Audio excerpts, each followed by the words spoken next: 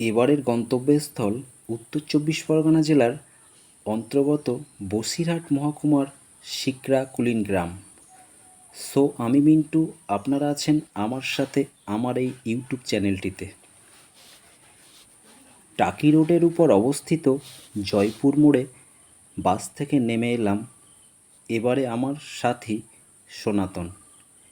এই শিকরাকুলিন গ্রামই হল ভগবান শ্রী রামকৃষ্ণের পার্থত স্বামী ব্রহ্মানন্দের জন্মভিটা।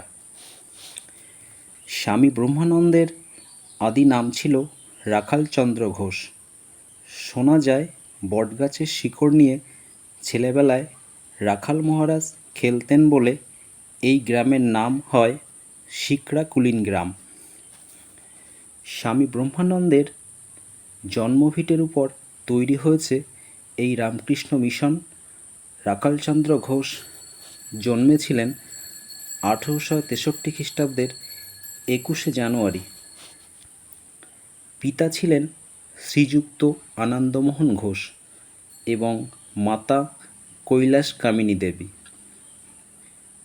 1881 সালে দক্ষিণেশ্বরে শ্রী শ্রী ঠাকুর রামকৃষ্ণদেবের দর্শন লাভ করে।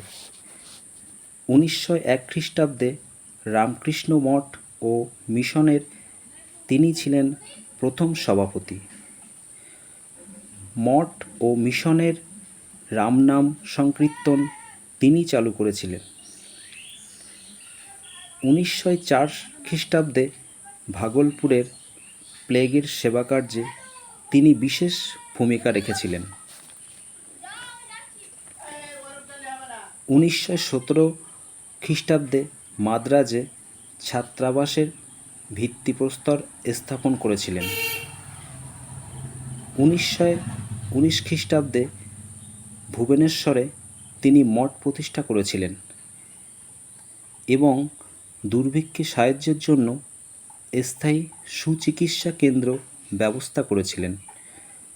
1922 খ্রিস্টাব্দে 10ই এপ্রিল মাত্র 59 বছর বয়সে তিনি মহাসমাধিতে লীন হন। শ্রীমৎ স্বামী ব্রহ্মানন্দজির ব্যবহৃত সমস্ত জিনিস দর্শন করার পর আমরা শিকরাকুলিন গ্রামকে বিদায় জানালাম।